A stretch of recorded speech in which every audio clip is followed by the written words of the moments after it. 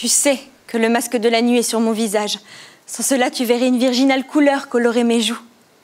Quand je songe aux paroles que je t'ai dites cette nuit, je voudrais rester dans les convenances, je voudrais nier ce que j'ai dit.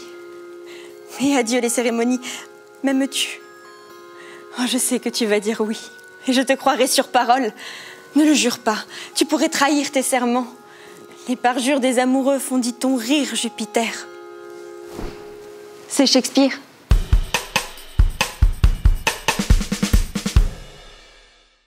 Roméo et Juliette, c'est sûrement l'histoire d'amour la plus connue du monde.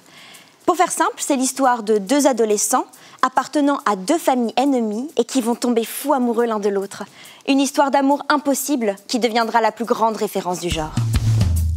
Parue pour la première fois en 1597, la pièce raconte l'histoire d'amour de Juliette Capulet, jeune fille de 13 ans issue d'une famille influente, et de Roméo Montaigu, à peine plus âgé qu'elle, issu lui aussi d'une haute famille italienne de Vérone. Alors que Roméo était en train de déprimer à cause d'un amour impossible pour une fille qui a juré de se faire nonne, il est entraîné par ses amis à assister à une grande fête masquée donnée par le clan rival des Capulet. Là-bas, il y rencontre Juliette, promise au comte de Paris, avec qui ses parents veulent la marier. Et évidemment, c'est le coup de foudre. Les deux amoureux vont alors se marier en secret contre la volonté de leurs deux familles et vivre un amour aussi court que passionné. Car suite à ce mariage, une querelle éclate et Roméo assassine Tybalt, le cousin de Juliette. Déchirée par son affection pour son cousin et son amour pour son mari, elle lui pardonnera son geste et lui restera fidèle. Mais Roméo, lui, est condamné à l'exil et doit quitter la ville. Le prétendant hors du tableau, les parents de Juliette la forcent à épouser le comte Paris. Et pour éviter cela, Juliette boit une potion, la faisant tomber dans un sommeil de 2 jours et la faisant passer pour morte. Roméo apprend la nouvelle de la mort de sa bien-aimée. Il rentre donc à Vérone et se suicide auprès du corps de Juliette juste avant son réveil. Juliette, découvrant elle-même la mort de l'homme de sa vie, va à son tour se donner la mort, ce qui les unira à jamais. Intense, hein?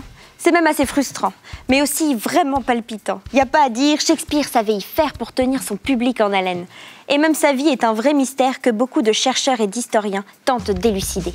William Shakespeare est un auteur dramatique et acteur anglais, baptisé le 26 avril 1564 à Stratford, supposément dans les quelques jours qui suivent sa naissance. Il meurt le 23 avril 1616 dans sa ville natale. Marié à 18 ans à une femme du nom d'Anne Hathaway, avec qui il a 3 enfants.